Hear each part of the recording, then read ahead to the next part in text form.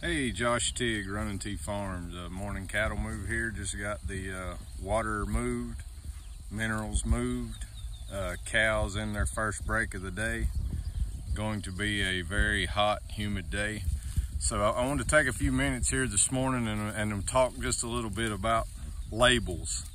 So I'll mention what's on our label. This is on our USDA label, and what's on our label is 100% grass-fed, raised without antibiotics, raised without added growth hormones, pasture raised, and whole life on pasture. So that sounds pretty straightforward, right? So what I want to break down a little bit here is things that people think they get that they're not actually getting. So if you go to the store and you pick up a package of ground beef and it says grass-fed beef, everybody just thinks, well, there's a cow that was spent its whole life out on pasture grazing grass, and that's what I'm buying. And a lot of people would even assume that there's no antibiotics or anything in there. So if it's not on the label, you're for sure not getting it. So grass-fed just means that the natural production practices of cattle is that all cows are grass-fed at some point in their life, and USDA allows that to be put on the label. So just because you see grass-fed on the label doesn't mean you're getting a grass-finished animal. That just means at some point in its life it was fed grass, and it can be taken to a feedlot, fed grain, and still be marketed as just grass-fed. I think that's completely dishonest, but that's the world we live in.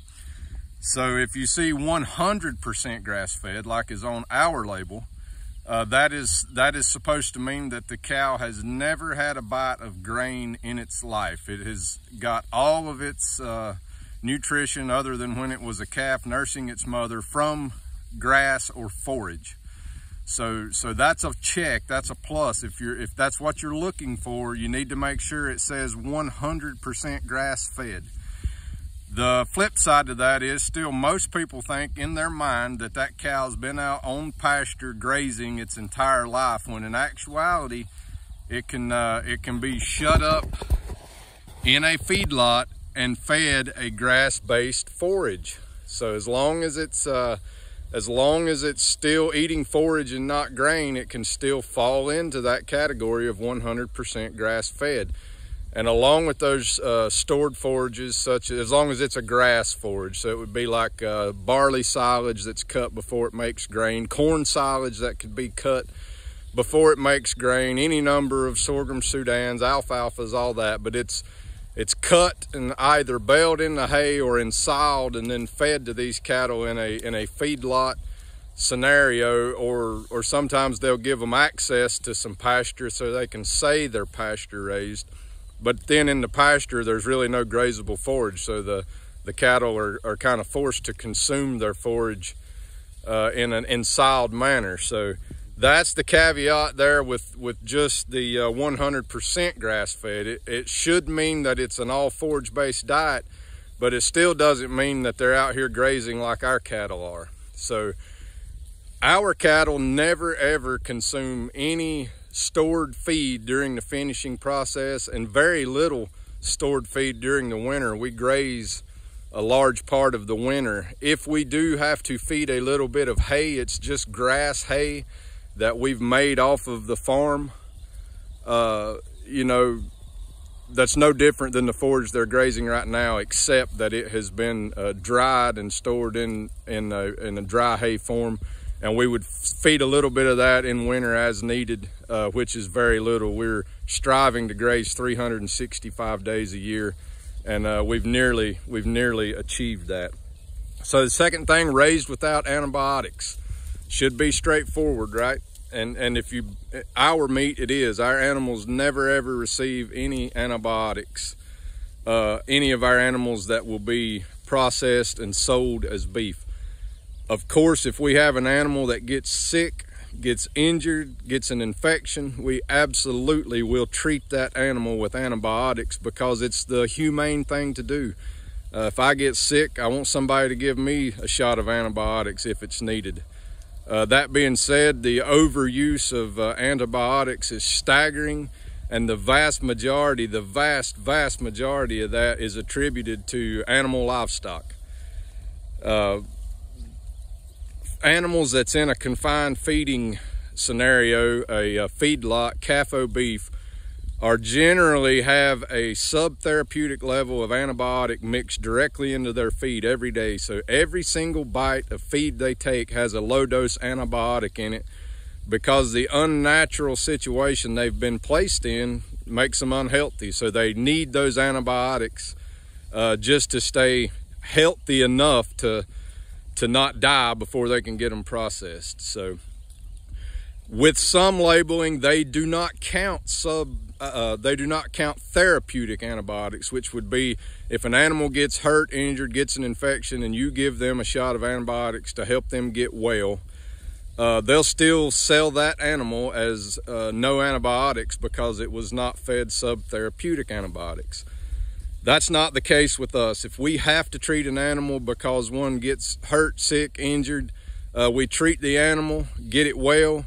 That animal is double identified by a mark on its ear tag, and it's immediately put into our computer as having had antibiotic treatment, and we will get rid of that animal in another avenue, be it to take it to the sale barn. Obviously, we will not process and sell that animal because all of our animals are 100% antibiotic free.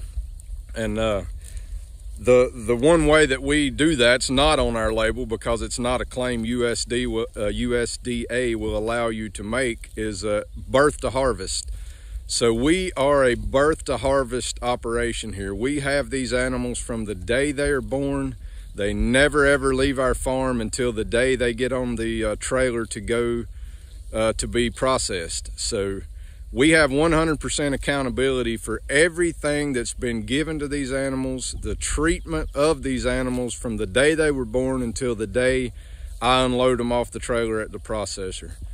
And that is a huge, huge deal, we think, because there's very few people. Most people, they just buy and sell animals. So they'll just pick up the phone and call a grass finisher or whatever and say, hey, I need a couple of animals. I had a couple orders for beef. Have you got any? And he may say yes or no, and they may go down the line and call 3 or 4 or 5 or 6 or 8 or 10 till they can get the number of animals they need. And they may come from multiple different farms, be commingled together, hauled around hundreds of miles. I think the average beef in the United States, from where it's born until it gets to your plate, travels about 1,500 miles.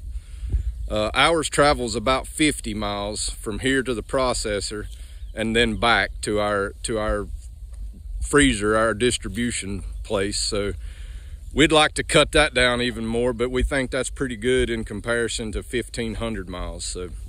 So that's huge. Pasture raised, kind of like what I was talking about. That's our claim. Our cattle stay on pasture. I'll go ahead and lump whole life on pasture and pasture raised together.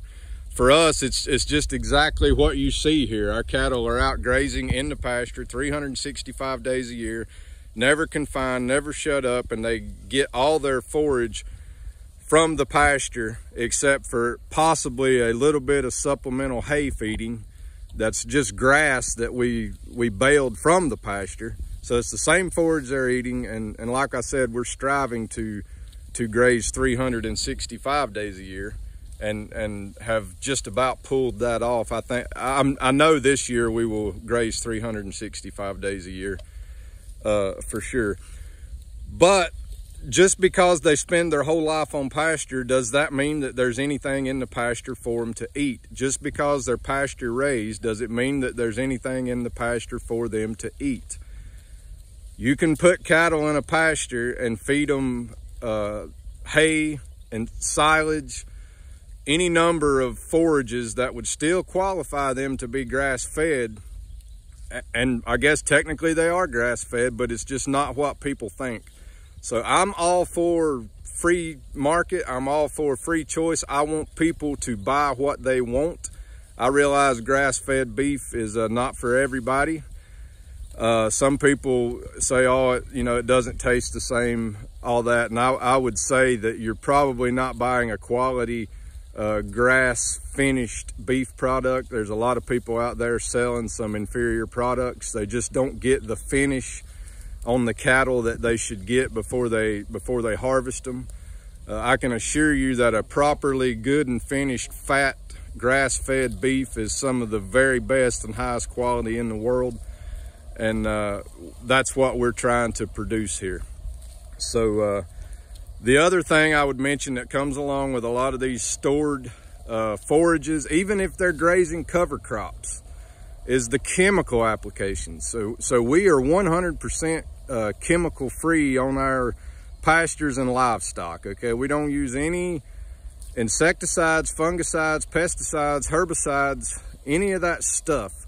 So most people who graze cover crops are in a conventional agriculture type of scenario. So they go and they plant cover crops in their crop fields and they graze some of it with cattle, which is a huge improvement step forward for the land and all that, but you have tremendous amount of chemical residue from chemical agriculture. And the same holds true with a lot of your silage, barley silage, young corn silage, sorghum Sudan silage, alfalfa hay.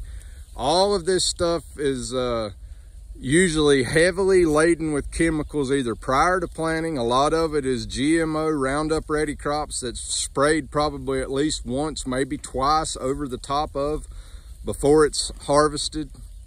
Or the crop before it has been sprayed multiple times, tons and tons of chemicals sprayed on that land that those crops are coming from. And that's just not what we're after. It's not what we do, and it's not the product we sell. Those are things that you can't tell from a label. So how is the best way to make sure you get what you think you're getting? So I've told you a few tips here to look for on the label, but the only way to be sure is to know where your food's coming from, know your farmer. So that's why we do these videos. That's why I show you the cows out grazing. That's why we have people come out to our farm that, you know, that's interested in buying beef from us and want to see what we're doing. We don't have anything to hide. You do have to call and make an appointment. We don't just allow you to show up, and that's not because we're trying to hide anything that we're doing. It's just because we may not be here. So we got to make sure that if you're going to come out and want to take a look at the farm, that we're here so we can show you that. So I hope everybody has a great day. I hope this video has helped answer a few questions. I'm sure that it probably raises some questions, and I want everybody to put those in the comments. If you've got comments, questions about labeling, questions about our production practices, I want to know them. We will get them answered, I promise. If that's just a short answer, I may just drop a comment in there. If I have multiple ones or it's a long answer, I'll do another video to explain what that is, the answer to that question, if it so warrants. So everybody have a fantastic day. It's going to be a very hot day. I don't know if you can see that sun. It was quite red, a little bit indicative of the humidity that's in the air right now. So it's going to be a sweltering hot day. And hope everybody stays cool. As always, you can check us out online at runningtbeef.com. You can like us on Facebook at Running T Beef. If you're watching on YouTube, please hit that like and subscribe button. Share this video with anybody who you know that might be looking for some good grass-fed beef, who has questions about what to look for on a label. If they're wanting to buy some good, clean, grass-fed beef that's not full of chemicals and hormones and all that. We don't use any added growth hormones, any of that stuff. So I hope everybody has a fantastic day, and we'll see you next time.